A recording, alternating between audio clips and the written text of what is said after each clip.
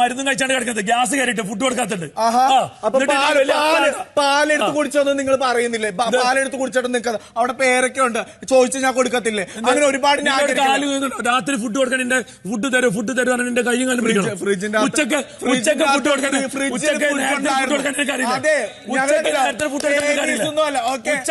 Food കൊടുക്കാൻ അറിയില്ലേ? ഞങ്ങൾ ടാസ്ക് ഇന്നലെ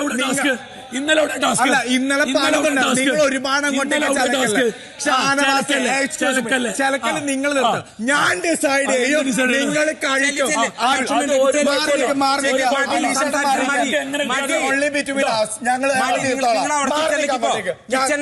എനിക്ക് സംസാരിക്കണം, എനിക്ക് മിസ്റ്റർ സംസാരിക്കണം.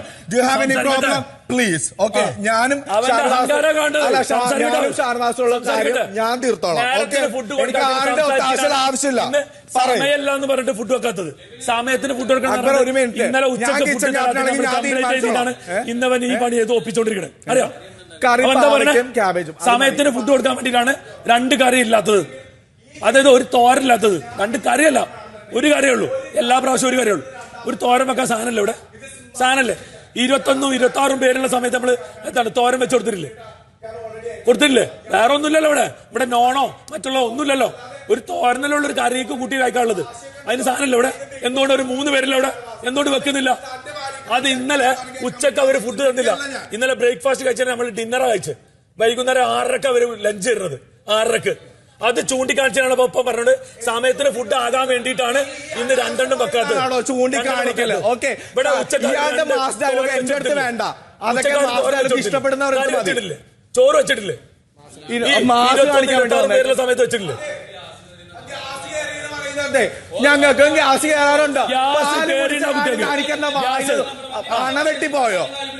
അത് പറഞ്ഞിട്ടില്ല.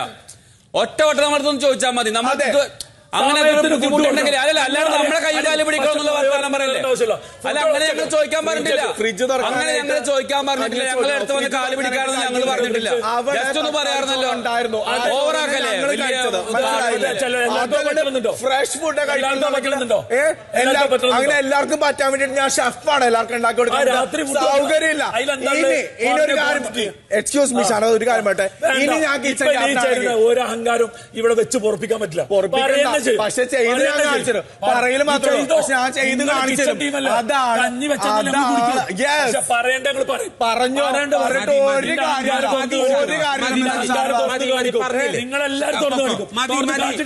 എന്ത് തുറന്നു കാണിക്കാൻ തന്നെ ഇപ്പൊ തുറന്നു കാണിച്ചത്.